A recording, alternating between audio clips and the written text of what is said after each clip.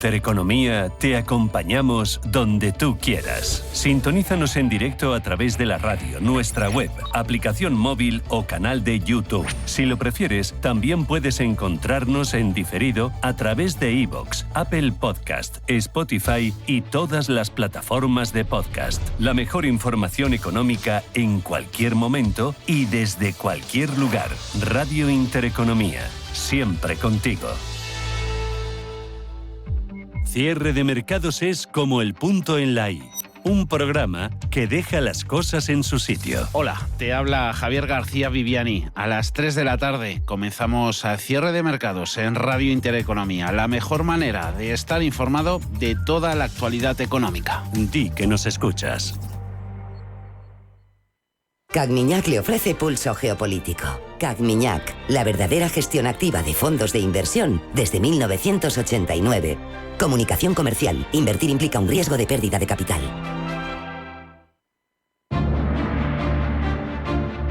En Radio Intereconomía, Pulso Geopolítico. Análisis sobre los nuevos desafíos mundiales. Presenta Rafa Jiménez.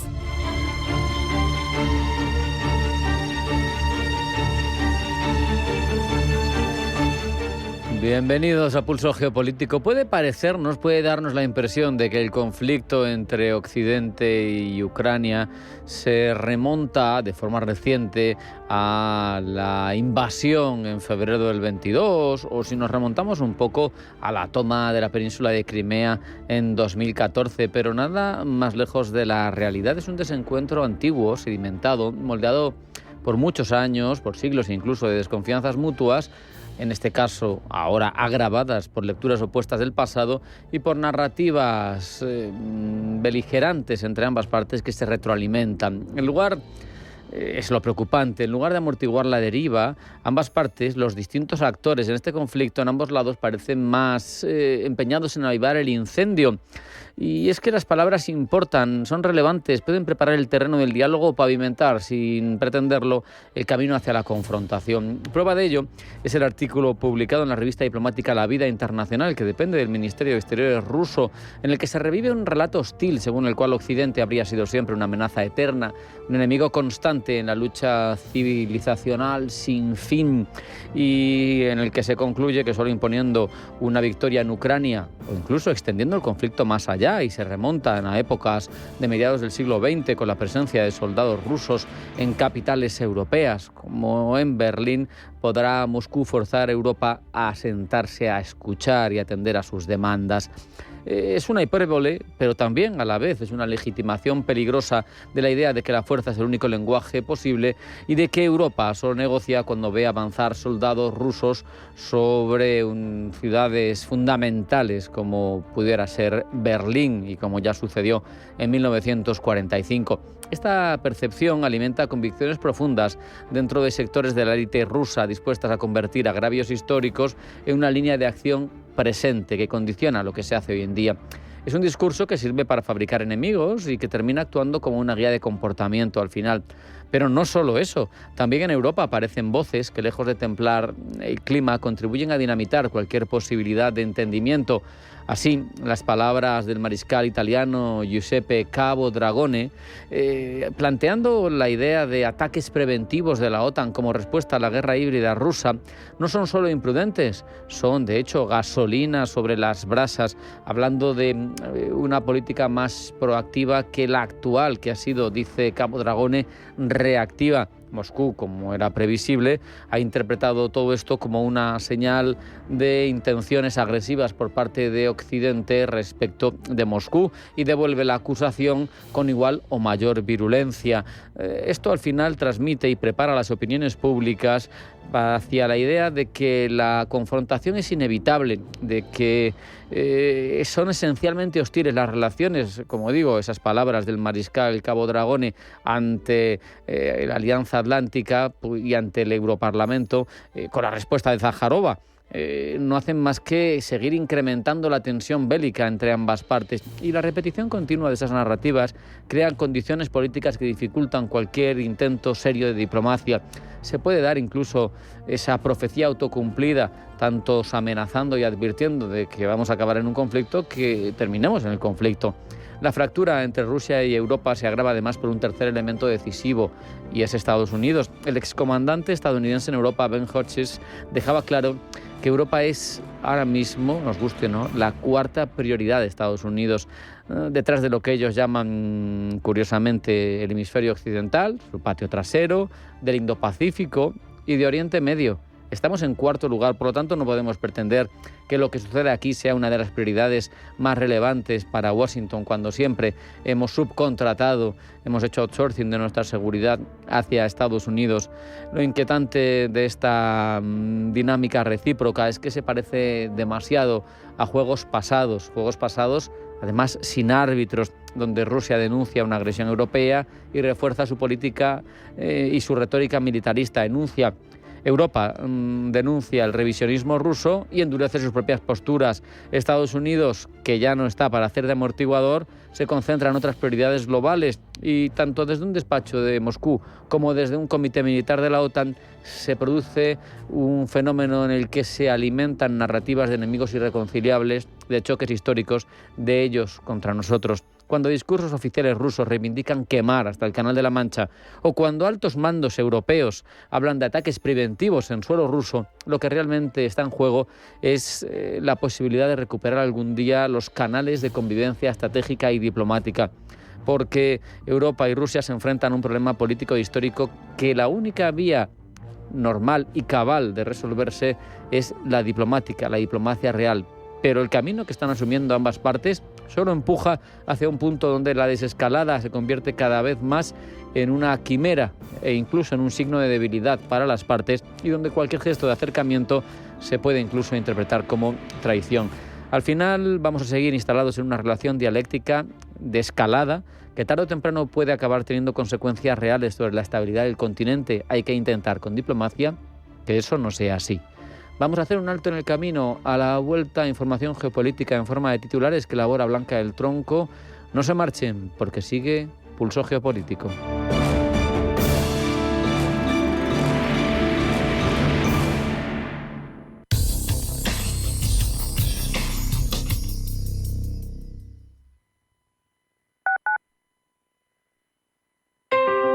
En invierno circulan muchos virus respiratorios. La mayoría son leves y se cuidan en casa con descanso, líquidos y buena alimentación.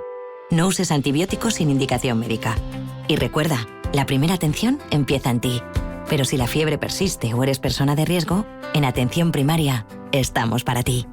Programa financiado por el Ministerio de Sanidad, Comunidad de Madrid. Atención inversor, únete al club de inversión de Grupos Eneas. Estamos especializados en la compra, reforma y venta de inmuebles y otros activos, ofreciendo rentabilidades muy atractivas. Coinvierte con nosotros. 91 639 0347. Grupos Eneas, tu aliado en la inversión.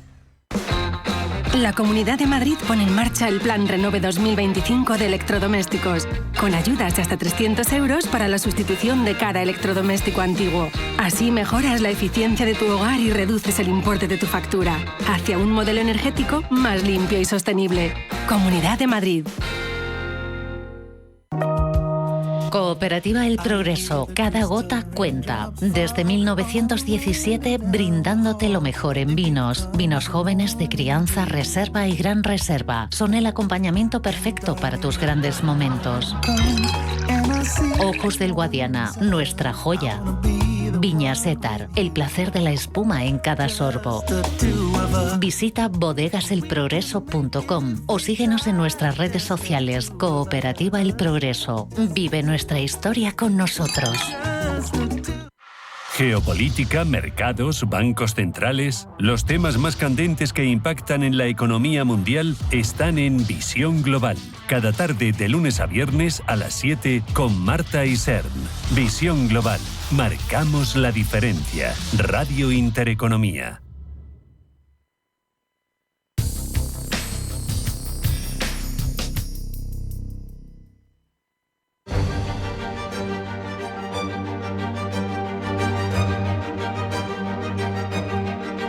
En Radio Intereconomía, Pulso Geopolítico. Presenta Rafa Jiménez.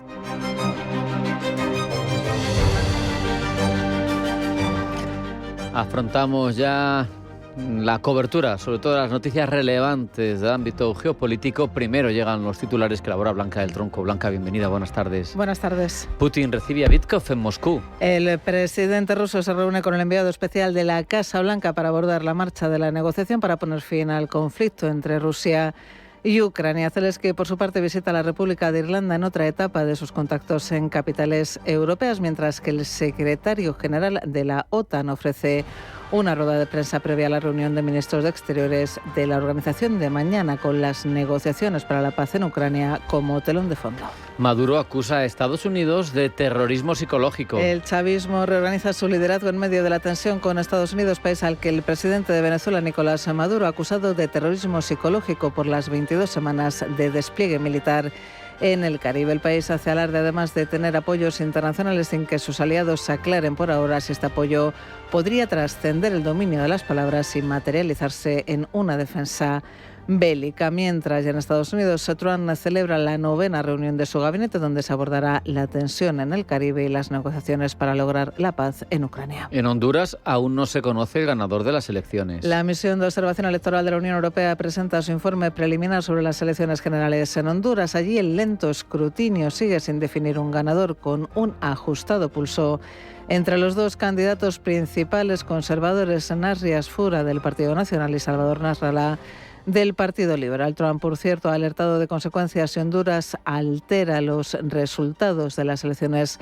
presidenciales y asegura, sin aportar ninguna prueba, que se están intentando cambiar los resultados. Ascienden a 1.200 los fallecidos por las inundaciones en Asia. Indonesia y Sri Lanka buscan supervivientes en zonas afectadas por las inundaciones, con centenares de desaparecidos en ambos países y cerca de 1.200 fallecidos en total por un temporal de lluvias que también ha afectado al sur de Tailandia. Sigue la tensión entre Israel y Hamás. Tensión que crece en torno a una segunda fase del alto el fuego que no acaba de consolidarse en una franja de Gaza devastada, mientras las tropas israelíes continúan sus incursiones en la Cisjordania ocupada. El Papa celebra una misa en Beirut. En concreto, en el paseo marítimo de la capital libanesa, y ante decenas de miles de personas, después de haber rezado en el puerto de la ciudad, donde en agosto de 2020 se produjo la terrible explosión que causó más de 200 muertos y enorme devastación.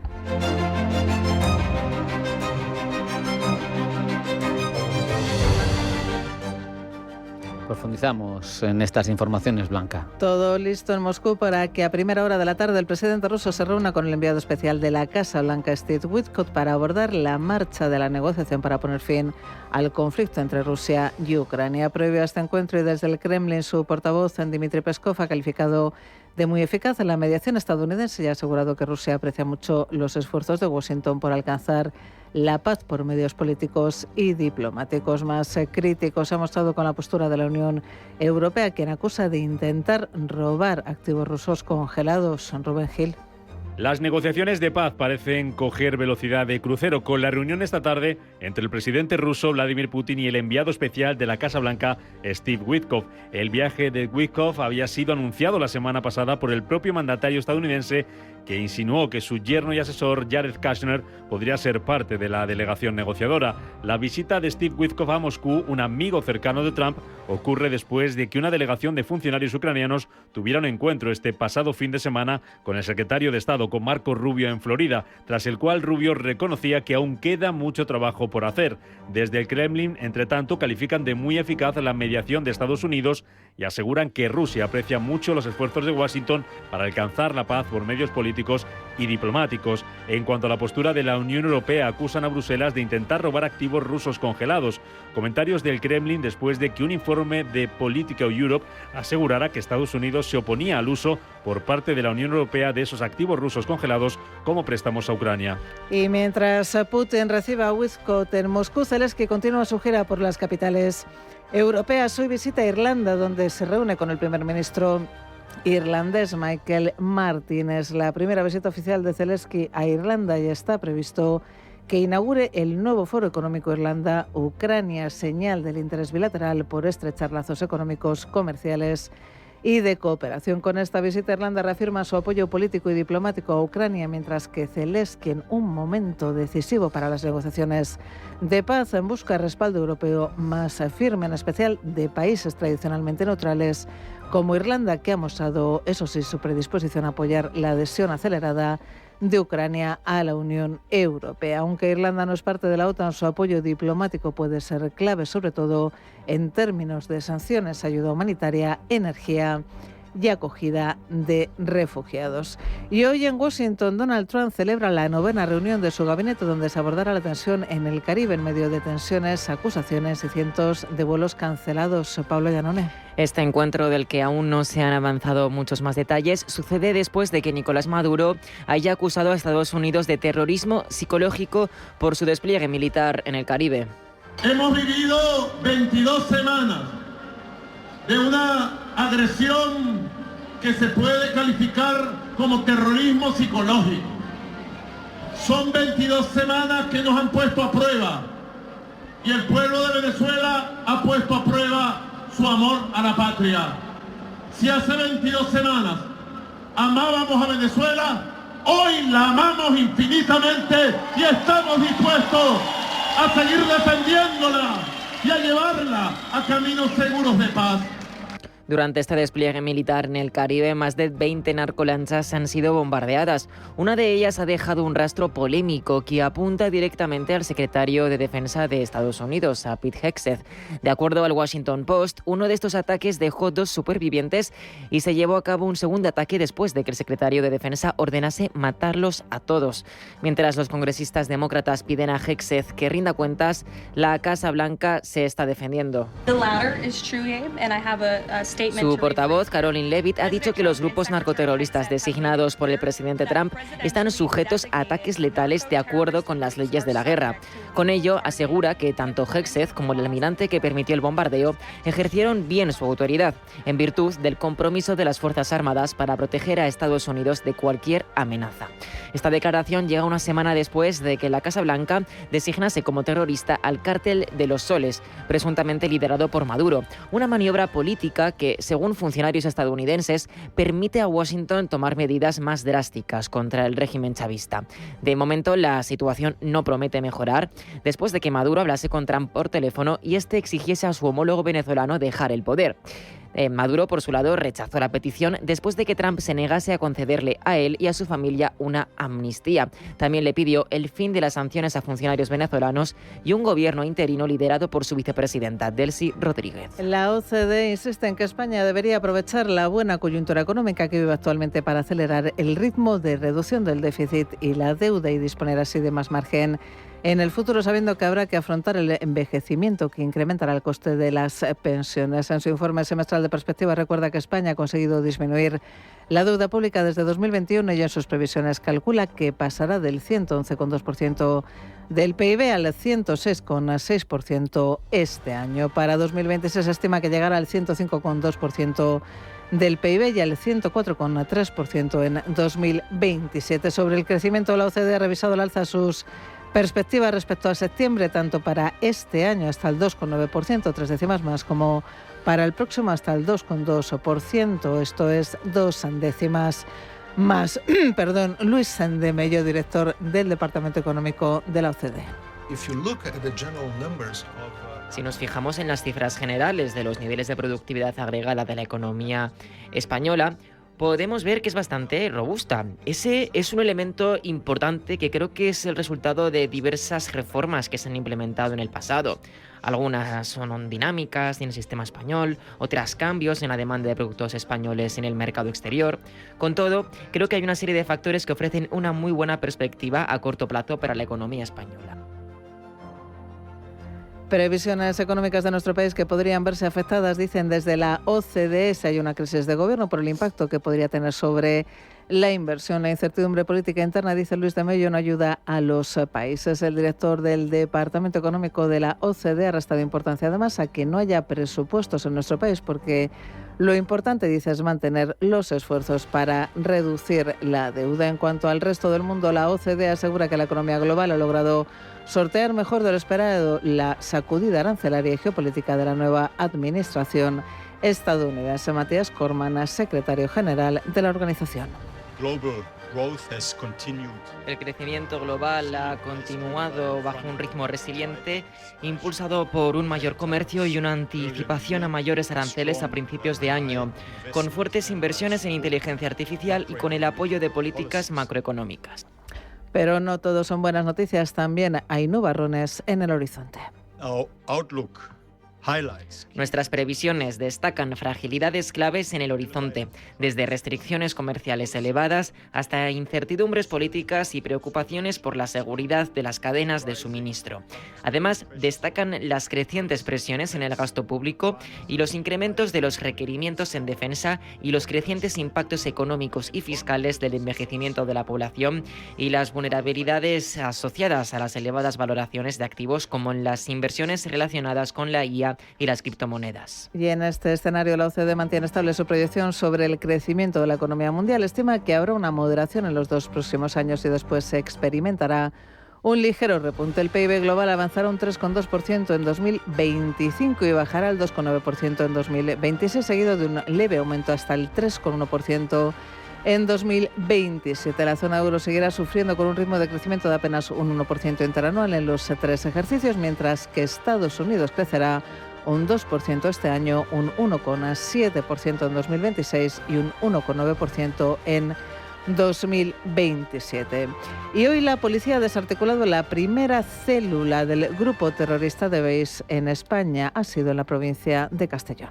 Han sido detenidas 3 personas por su pertenencia a The Base, una organización neonazi de carácter aceleracionista considerada terrorista en la Unión Europea, en Canadá, en Reino Unido, en Australia y Nueva Zelanda. Los investigados manifestaron su disposición para cometer atentados y ya habían realizado varios entrenamientos tácticos utilizando técnicas y material paramilitar. Las células del grupo paramilitar buscan acelerar la supremacía blanca en sus campos de actuación locales. Lo hacen todo en coordinación con su fundador, Rinaldo Nazaro, quien desde San Petersburgo se dedica a encontrar nuevos reclutas. Presuntamente habría llegado a aparecer en la televisión pública tratando de difundir sus ideales sobre lo que denominan una guerra racial. ¿Quiénes son y cuál es su trasfondo geopolítico?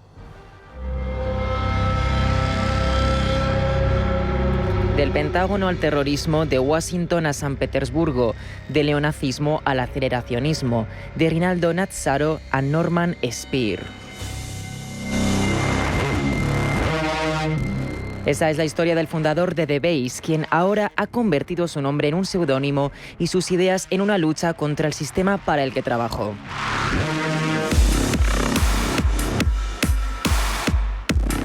Desde Rusia recluta nuevos aliados que puedan ayudarle a salvar al mundo blanco de los otros. No sabemos cuántos son en total, conocemos sus ideas, las ideas que forman The Base, la reacción ante una ultraderecha demasiado floja.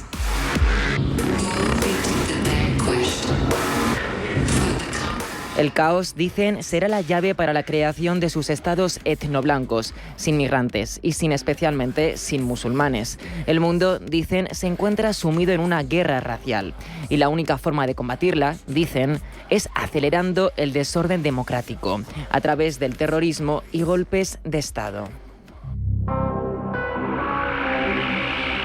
Aún son pocos y están fragmentados en células, operan desde lo local y buscan ir expandiéndose a lo global. Para ello necesitan 2 elementos cruciales: entrenamiento y armas.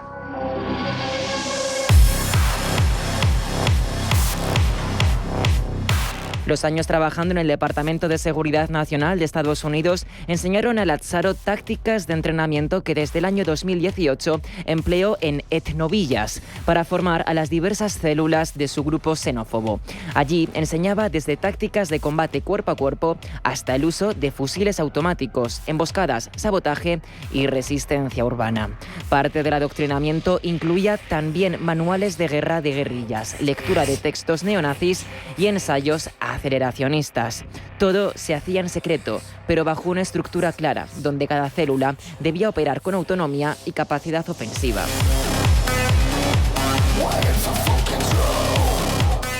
En cuanto a las armas, en Estados Unidos varios miembros tenían licencias legales que les permitían adquirir rifles de asalto y munición. Otros, en cambio, recurrían al mercado negro o a redes de compraventa privada, sobre todo en zonas rurales donde el control es más laxo. En Canadá se descubrieron arsenales escondidos en zonas boscosas. La célula incautada esta semana en Castellón tenía machetes, rifles, chalecos antibalas y material táctico de uso militar. Es la primera encontrada en España y se suma a las ya localizadas en Australia, Estados Unidos, Sudáfrica y varios países europeos. De momento no están actuando, pero están a la espera, preparándose para el momento que tanto ansían, el colapso del sistema.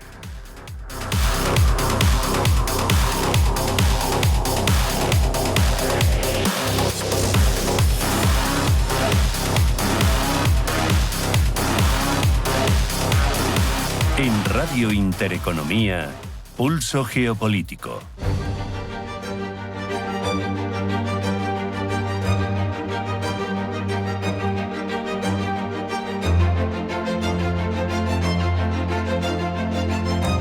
Repasamos las principales cabeceras internacionales, como nos cuentan la geopolítica. Lo hacemos con la labor de Pablo Iannone. Pablo, bienvenido, buenas tardes. Buenas tardes. Los medios árabes siguen de cerca la visita del Papa León al Líbano. Al Jazeera dice que insta a la unidad del país en medio de una parálisis política. Parálisis en buena parte provocada por años de guerra y fractura social que han pasado a un segundo plano en un acto simbólico impulsado por el sumo pontífice en la Plaza de los Mártires. Este espacio, precisamente, dividía antaño al oeste musulmán y al este cristiano de Beirut durante la Guerra Civil de 1975 a 1990. Con este contexto histórico de fondo, el Papa ha hecho un llamamiento a la coexistencia. Desde Japón, Nikkei Asia dice que todas las miradas están puestas en la visita de Putin a la India, mientras está Donald Trump utilizando el comercio como arma. Narendra Modi, según el medio nipón, busca fortalecer la autonomía de su país mediante más vínculos energéticos con Rusia. Esto después de que Donald Trump amenazase al subcontinente con aranceles y le ordenase a dejar de comprar petróleo ruso. Según Nikkei Asia, no se esperan acuerdos de armas grandes. Sin embargo, South China Morning Post enfatiza que Modi va a proponer un acuerdo de armas a Rusia a pesar de los esfuerzos en contra de Estados Unidos. Según el medio chino, India planea iniciar conversaciones para la compra de aviones de combate rusos y un escudo de defensa contra misiles. Todo bajo el amparo de la Asociación Estratégica Especial y Privilegiada que une a ambos países. Si esto no son acuerdos grandes, que venga Nikkei Asia y lo vea. Este acuerdo, además, no es tampoco habitual entre ambas naciones. El medio turco Daily Sabah apunta que se trata de un fortalecimiento, de un estrechamiento de las relaciones bilaterales. Y es que la visita será la primera de Putin a la India desde diciembre de 2021. Pocos meses antes sucedió esta última visita de que Rusia lanzase su invasión a gran escala de Ucrania. Esta guerra, dice el medio, aunque ha transformado la dinámica del comercio y la seguridad global, ha dejado prácticamente intactas las bases de los vínculos entre Rusia y la India. Saltamos a Iberoamérica. El rotativo colombiano El Tiempo nos habla del empate técnico en las elecciones de Honduras. El candidato conservador Nasri Asfura y el liberal Salvador Nasralla han sido protagonistas de un cerrado duelo por quedarse con la presidencia de Honduras en unos comicios que significan, dice el medio, el giro definitivo a la derecha del país centroamericano. Ya que en Honduras no existe la segunda vuelta de elecciones, se entiende, dice el medio colombiano, que Asfura ha sido el ganador, por lo que el partido de izquierdas, el liberal, seguirá sumando años sin gobernar en un país que se caracteriza por un continuismo derechista. Desde Russia Today miran también estas elecciones concretamente hacia la reacción de Trump respecto de esos resultados. El presidente estadounidense ha dicho que si Honduras cambia los resultados electorales habrá un infierno que pagar. Ha insistido en que es imperativo que la comisión termine de contar los votos. Los votos, ha dicho, de cientos de miles de hondureños. La democracia, ha exclamado, debe prevalecer. Venimos a Europa, donde cada vez son más los gobiernos que buscan impulsar un servicio militar voluntario, en algunos casos hasta con matices de cierta obligatoriedad. En Suiza han intentado ampliar el servicio para todos, pero la población lo ha rechazado en referéndum. Nos lo cuenta Frankfurter Allgemeine Zeitung. Los defensores del servicio militar obligatorio, nos dice el medio germano, han justificado su propuesta de servicio cívico obligatorio para ambos sexos, entre otras cosas, citando la desigualdad de trato actual entre hombres y mujeres. Actualmente en Suiza el servicio militar civil es obligatorio, pero solo para hombres. Quienes no prestan servicio, prosigue el medio germano, deben pagar un impuesto de exención del servicio militar. Finalizamos con el medio iraní Press TV, donde es portada que las fuerzas militares de Corea del Norte van a obtener activos estratégicos en medio de las crecientes tensiones que se viven en la península. En la celebración del 80 aniversario de la Fuerza Aérea de Corea del Norte, Kim Jong-un ha anunciado que se le confiará a la Fuerza Aérea de la nación un nuevo e importante deber. La Fuerza Aérea, ha dicho, jugará un papel en el ejercicio de disuasión de la guerra nuclear.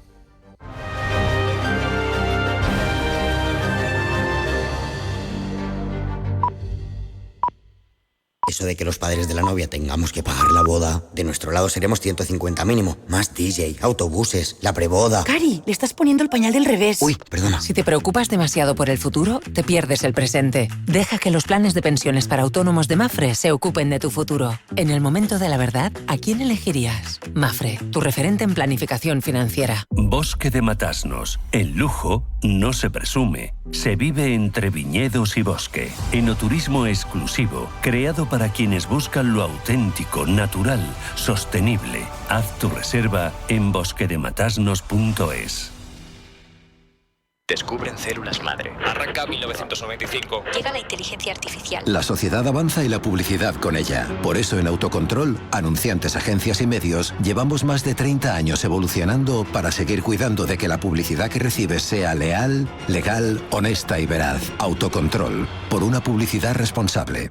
Llega a Madrid Houdini, un musical mágico. La única experiencia que fusiona grandes ilusiones con teatro musical. Más de 20 ilusiones en escena, emociones al límite, riesgo real y una historia profundamente humana. Solo en el Teatro Calderón. Entradas en houdinielmusical.com.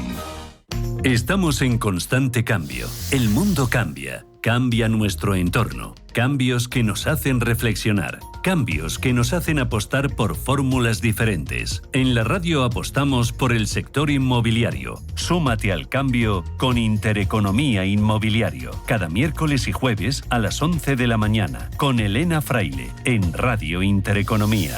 Nos sumamos al cambio.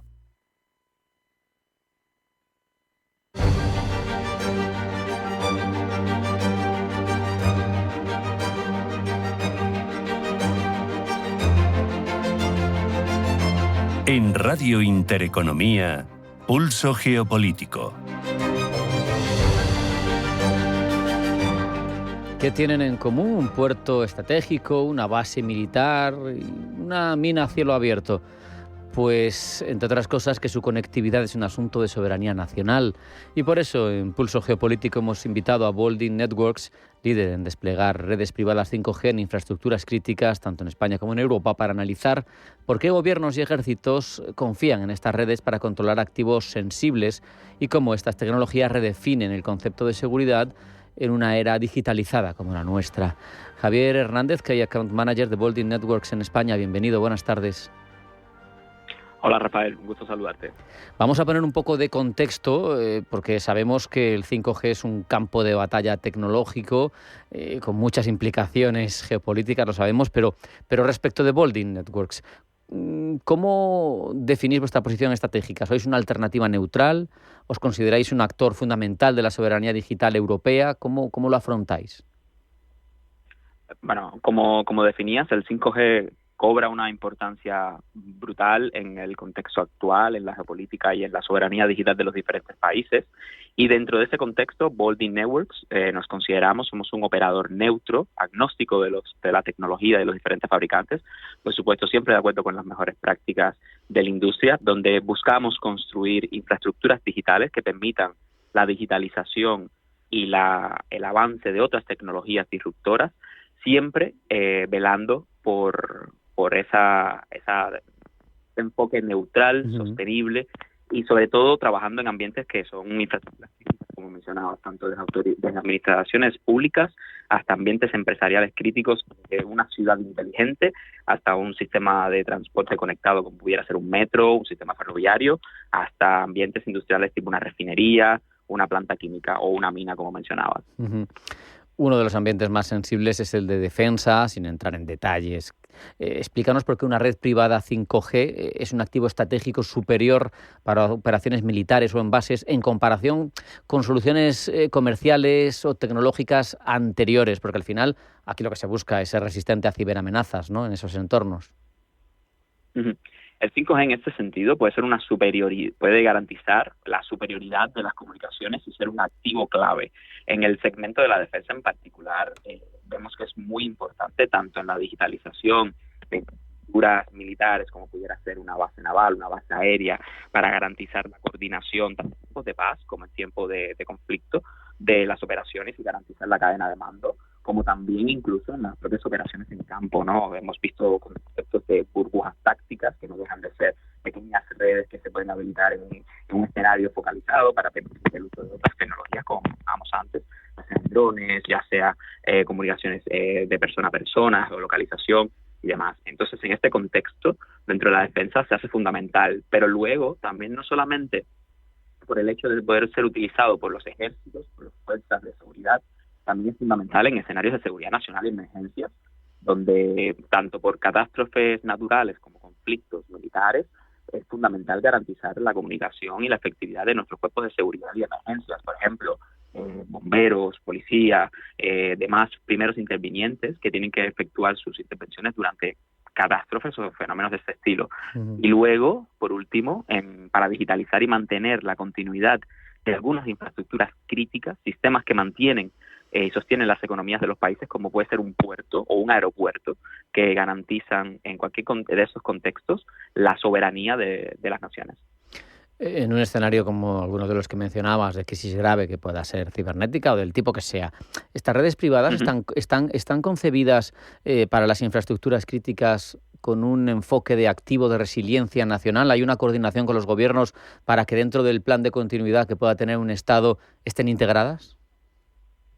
En este sentido es fundamental garantizar, como mencionabas, la resiliencia y la continuidad de las comunicaciones. Entonces, hay determinadas redes, por ejemplo, las redes que están orientadas al público general, a los consumidores, que quizás no tienen la mayor robustez o resiliencia porque no buscan precisamente sostener servicios críticos, funciones críticas. Por su parte, las redes privadas, el 5G, bueno, es la última estándar de la tecnología, las redes privadas 5G, buscan precisamente garantizar esta continuidad, como mencionabas, tanto conectándose con sistemas de comunicaciones existentes, como pueden ser los sistemas TETRA, PMR de cuerpos de seguridad de emergencia, como puede ser la policía, bomberos, forestales, etcétera, o con otros sistemas que garanticen la continuidad del negocio de esas infraestructuras, como mencionábamos, un puerto, un aeropuerto, los sistemas de comunicaciones que utilizan en su día a día para su negocio. Y en este sentido, estas redes, su principal virtud y diferencia es que están dimensionadas, hechas a medida, con todas las redundancias desde la parte de acceso, de transporte, de respaldos de energía, de servidores, para garantizar esa robustez y esa resiliencia que son necesarias en estos escenarios. Tenemos proyectos de corredores de conectividad 5G paneuropeos. Javier, al final, la labor que hacen compañías como Boldyn sirven para construir la autonomía estratégica real de la Unión Europea cuando nos centramos en comunicaciones críticas.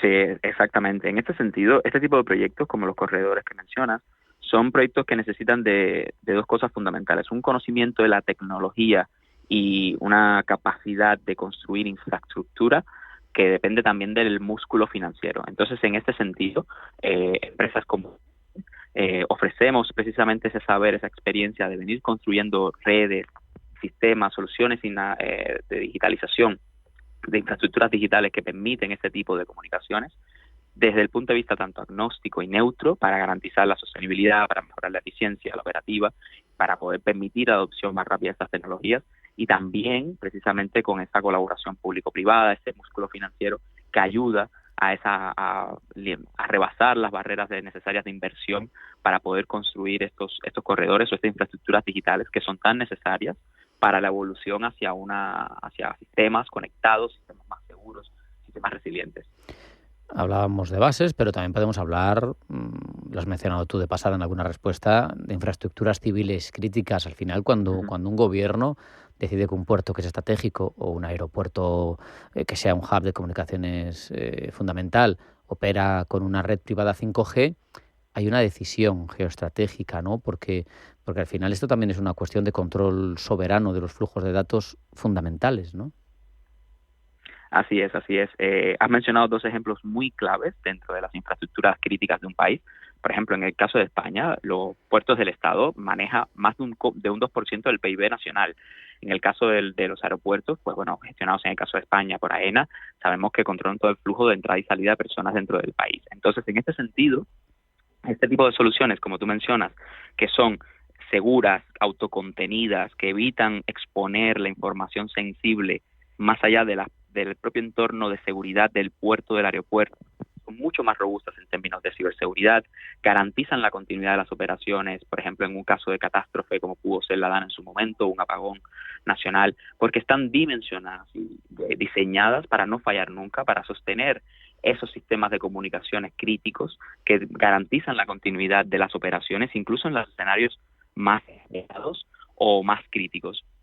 Entonces, si el 5G dentro de esto cobra una importancia vital, porque además de garantizar estas comunicaciones que mencionábamos, el 5G dentro de la digitalización actual es la columna vertebral del resto de disrupciones que suceden en la industria 4.0, del IoT, de la inteligencia artificial. Si no tienes conectividad robusta y segura en todas las infraestructuras digitales, en todo el entorno a construir, pues entonces no podrás desde luego aplicar el resto de disrupciones que mantienen esa soberanía y esa digitalización.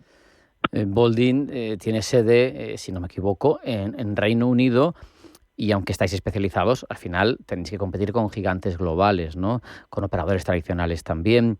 Al final, ¿cómo se lleva uno un contrato tan relevante en una infraestructura crítica con un gobierno? Porque tiene que ser difícil, ¿no? ¿Cuál es el punto a favor? ¿El estar especializado, la gobernanza o esa garantía de soberanía que se ofrece? ¿Cómo lo atacáis? En ese sentido, es una combinación de factores que comentas. Por supuesto, Boldyn es una empresa que tiene sede, como mencionabas, en el Reino Unido, pero estamos presentes en los principales mercados europeos, en más del 75% del PIB europeo. Esto es, estamos en España, en Francia, estamos en Italia, estamos en los países nórdicos, estamos en Alemania, tenemos también muchísimo mercado en Estados Unidos, tenemos también algo en Asia. Entonces, en este sentido, precisamente lo vemos como una fortaleza.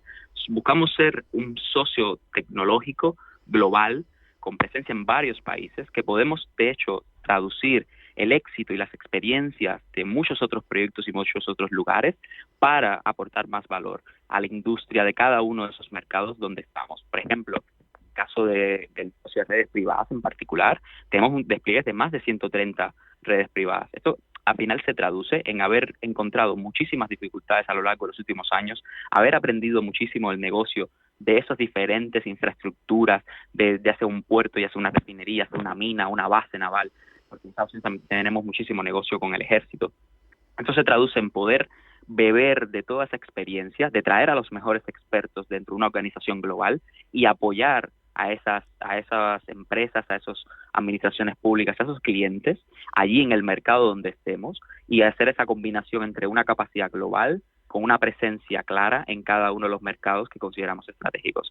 Entonces, en ese sentido, aprovechamos lo mejor de la experiencia y luego, por supuesto, estamos presentes allí en las organizaciones necesarias, cumplimos con las mejores prácticas, con las regulaciones. Entonces, creemos que podemos traer esa diferenciación, ese saber del negocio de nuestros clientes, esa experiencia global, para precisamente ser disruptivos y ser diferentes en comparación con nuestros competidores. Vamos a intentar hacer un augurio. ¿Cómo imaginas la evolución de la protección de esas infraestructuras críticas? Me refiero, vamos hacia un ecosistema digital integral, soberano, que una la red privada, la inteligencia artificial, la seguridad y todo vamos a decir en un pack unificado. ¿Hacia ahí puede ir o tenéis vosotros algún otro tipo de horizonte planteado a futuro? Bueno, creemos que Europa y en general las principales infraestructuras críticas globales necesitan redes seguras para garantizar su soberanía tecnológica y la continuidad de sus operaciones. Entonces, creemos en un futuro interconectado y creemos que podemos conseguirlo ahora. Entonces, en este sentido, precisamente desde Se nos ha ido. Que se había ido un poco la cobertura contigo. Recupera un poquito el argumento que estabas dando porque se ha cortado un poco tu palabra.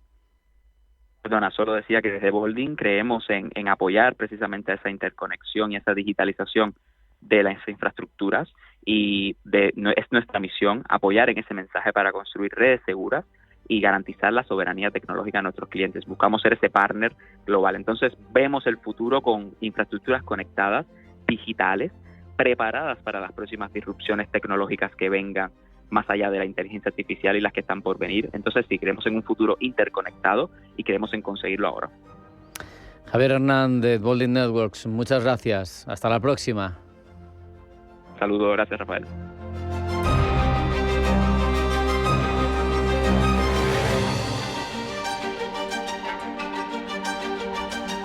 En Radio Intereconomía, Pulso Geopolítico.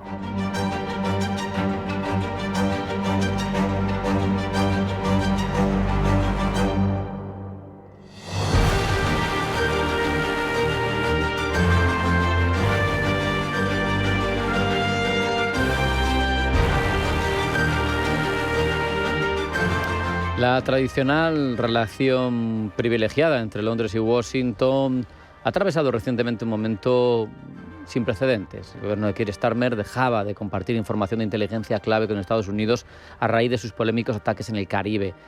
Uno se pregunta, ¿es una objeción legal? ¿Es una señal política? ¿Es el síntoma de una fractura estratégica?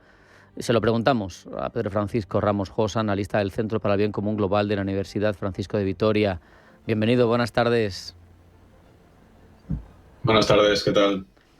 Partiendo de esa decisión del gobierno de Starmer, ¿cómo interpretas el gesto dentro de, hay que afinarlo, ¿no? Dentro del contexto de esa relación entre los dos países anglosajones, ¿no? La colonia y la metrópoli, que ahora tienen las relaciones de poder invertidas, pero al final que siguen siendo estrechos. ¿Esto es un desacuerdo táctico o es una fisura estratégica más profunda? Bueno, hay que pensar que las diferencias a la hora de entender cómo debe de realizarse esa lucha contra el narcotráfico en el Caribe, pues yo creo que son diferencias reales. Yo creo que aquí Londres sí que está manifestando una crítica real a una política muy controvertida por parte de Washington, y yo creo que tampoco deberíamos de extenderlo a otros escenarios y a otras cuestiones. Yo creo que es algo muy particular y que ha generado un gran debate, no solo entre aliados, sino también dentro de los propios Estados Unidos.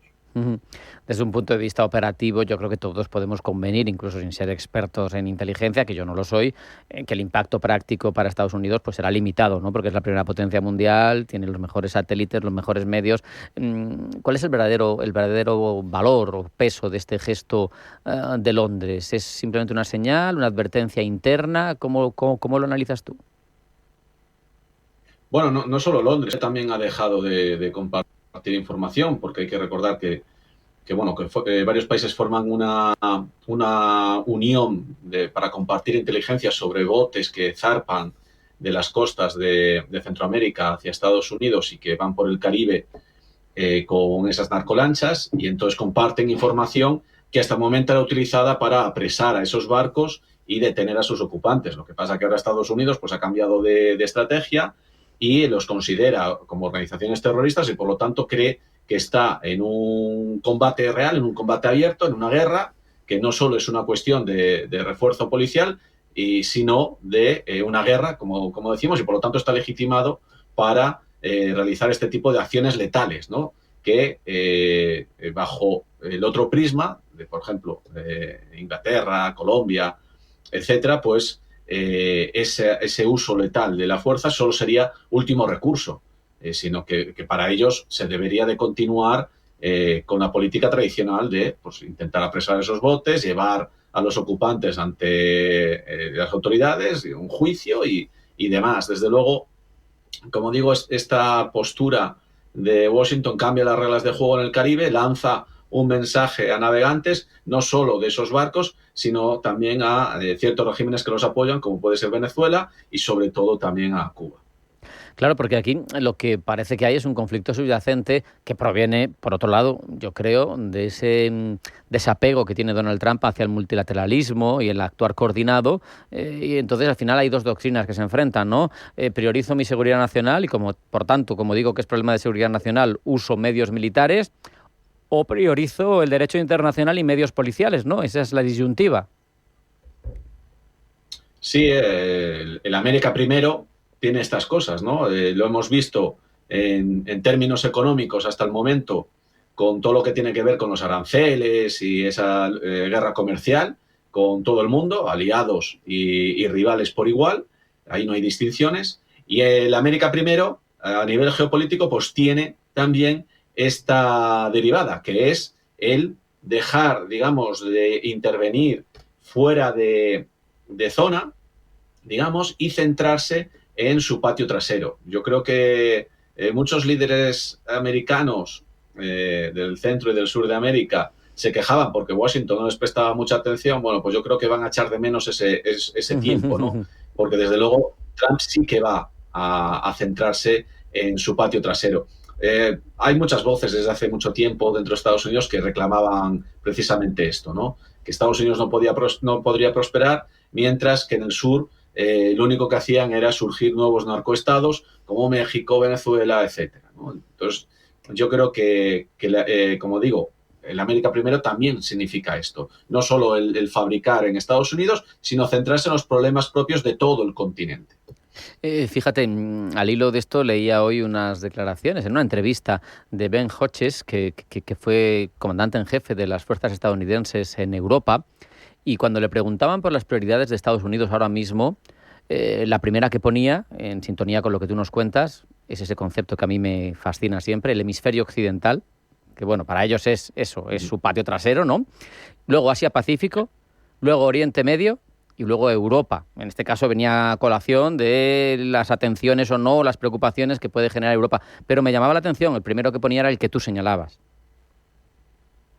Claro, es que hay que tener en cuenta que Estados Unidos, el año pasado, creo que fueron 73.000 víctimas, solo por fentanilo. Ha habido años de 100.000 muertos al año en Estados Unidos por fentanilo. Es una cuestión de seguridad nacional, claro que sí. El problema es extender esa consideración a cómo, digamos, luchar de forma práctica contra los narcotraficantes que introducen en suelo norteamericano esa mercancía, mucha de la cual pasa por la frontera con México. Lo que vemos en el mar, pues yo creo que no debe representar un porcentaje demasiado importante de esa mercancía. De ahí también la guerra comercial con China. Si os acordáis, muchos de los aranceles tenían que ver precisamente con la presión sobre Pekín para que dejase de fabricar esos precursores que luego se exportan a México y en esos laboratorios ilegales se fabrican esos millones de pastillas de fentanilo que luego son introducidas ilegalmente en Estados Unidos. Por lo tanto, lo que hay que entender de la administración Trump es que para ellos todo forma parte de un mismo conjunto de medidas, que es básicamente el America First. Claro. Y ahí meten política comercial, política de seguridad, política industrial, la lucha contra la inflación. O sea, para ellos no hay diferencia entre distintos departamentos. Todos actúan de forma coordinada para hacer América grande de nuevo, que ese es el, digamos, no solo es un eslogan, sino que es realmente la política que persigue y que está aplicando esta administración Trump. Por eso tiene apoyo público, porque nos puede gustar más o menos lo que él dice, pero desde luego que es un político que intenta, digamos, materializar lo que promete. Y eso en política hoy en día ya es mucho. Ya es raro, sí. Por lo que veo, tú le compras bastante en todo esto relativo al Caribe la razón del fentanilo, que a mí, y de los narcotraficantes, porque a mí siempre me ha parecido una excusa desde el punto de vista geopolítico de su hemisferio, como ellos dicen, para desestabilizar el régimen de Maduro, que por otro lado le interesa por otras cuestiones, ¿no? O sea, también supongo que le dejas un resquicio a ese interés geopolítico, ¿no? En todo esto. Claro, es que lo acabo de comentar. Para ellos, todo está unido. Esto no solo lucha contra el narcotráfico, es, digamos, una reconfiguración del equilibrio regional. Tienen un foco de inestabilidad que además irradia, que está centrado antes en Cuba, ahora en Venezuela, y por lo tanto, digamos, la lucha contra el clan de los soles y el tren de Aragua y demás, y esa captura, ¿no?, de poner precio a Maduro, todo va encaminado, lógicamente, a crear regímenes más afines a Washington y menos dependientes de, por ejemplo, Rusia, China o Irán, ¿no?, que está también muy presente en la región. Todo está unido. Para ellos todo forma parte de lo mismo. Y si uno está atento a los hechos, a la evolución no solo de los últimos años, sino de las últimas décadas, pues se da cuenta de que verdaderamente es así. No podemos comprender la deriva criminal del régimen de Maduro sin sus conexiones con Rusia, China e Irán. Precisamente Maduro ha presumido, por lo menos en su retórica, que no sabemos lo que hay de verdad detrás, del apoyo que le otorgan tanto Rusia como China, pero da bastante la sensación de que ese apoyo ahora mismo es más nominal que práctico. Y en eso, si me permites, para terminar, le doy otra vuelta de tuerca. ¿No estaremos asistiendo en esta reconfiguración del orden mundial a un revisionismo de las grandes potencias en la que al final cada uno quiere la esfera de influencia cercana a sí mismo y no se pisan? Trump, su hemisferio, Putin, su Europa del Este, y China, bueno, sería más controvertido porque hay una lucha por la hegemonía, pero Asia, ¿no es una estrategia de potencias revisionistas también de respeto mutuo? Bueno, ahí podemos, en lo que acabas de señalar, podemos integrar también el plan de paz de Ucrania. Claro. Que para el resto de Europa es una locura, pero que Washington está presionando para hacerlo realidad, porque quizás sea lo que acabas de comentar, un cambio de cromos, ¿no?, para hablar coloquialmente. Es decir, yo te concedo Ucrania, tú concédeme el Caribe y todos contentos. Y luego, con lo que pasa en el Pacífico ya veremos, ¿no?, porque tampoco ahí coinciden al 100% ni rusos y chinos. Y ahí hay que también recordar que Estados Unidos, a pesar de no estar, digamos, geográficamente en esa región, sí que es un actor importante y hoy por hoy sigue siendo, digamos, el árbitro en el equilibrio de poder regional con su presencia militar en diferentes bases y en diferentes países. Por lo tanto, desde luego, yo creo que, digamos, con la caída del orden internacional liberal en muchos aspectos y sobre todo en el geopolítico, porque quizás en otros órdenes como el económico todavía se mantengan algunas de sus piezas principales, pero en el geopolítico desde luego ya no. Lo vemos con la irrelevancia del Consejo de Seguridad de la ONU. Sí es verdad que podemos ir hacia ese mundo que le podemos llamar de hegemonías múltiples, donde cada hegemón, digamos, cada gran potencia tenga su zona de influencia y no quiera que el resto pues inmiscuya en ella. No sé hasta qué punto a Estados Unidos le favorece una Europa vendida a Rusia. Yo creo que ese, de hecho, fue el eje de la política exterior norteamericana a partir de la Segunda Guerra Mundial, evitar precisamente esto. No sé si le conviene o es un gran intercambio, ¿no?, el Caribe por toda Europa. Lo iremos viendo. Yo creo Pedro Francisco Ramos Josa, se nos ha acabado el tiempo, analista para el Centro para el Bien Común Global de la Universidad Francisco de Vitoria. Un placer, como siempre, aprender contigo. Un fuerte abrazo. Hasta la próxima.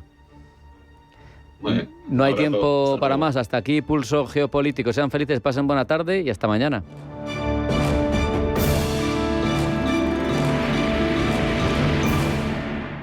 CAC-Mignac le ha ofrecido Pulso Geopolítico. CAC-Mignac, la verdadera gestión activa de fondos de inversión desde 1989. Comunicación comercial. Invertir implica un riesgo de pérdida de capital.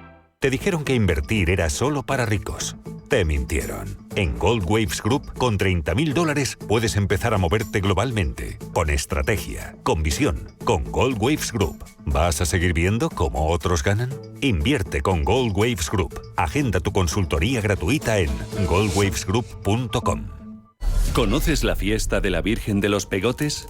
Miles de personas disfrutan cada año de esta tradición, que desde 1745 ilumina con sus antorchas las calles de Nava del Rey, en el corazón de Valladolid. En nuestra ciudad verás cómo la Virgen es piropeada en cada calle, saborearás nuestras castañas asadas, el vino rancio. Tu paladar se asomará a unas costumbres únicas, a las que esperan mesa y mantel, parada y fonda. El 30 de noviembre y el 8 de diciembre no te pierdas esta singular devoción que solo podrás vivir aquí, en Nava del Rey, Valladolid. Fiesta declarada de interés turístico nacional. Radio Intereconomía, la radio de los negocios para estar bien informado. Eres lo que escuchas. Radio Intereconomía.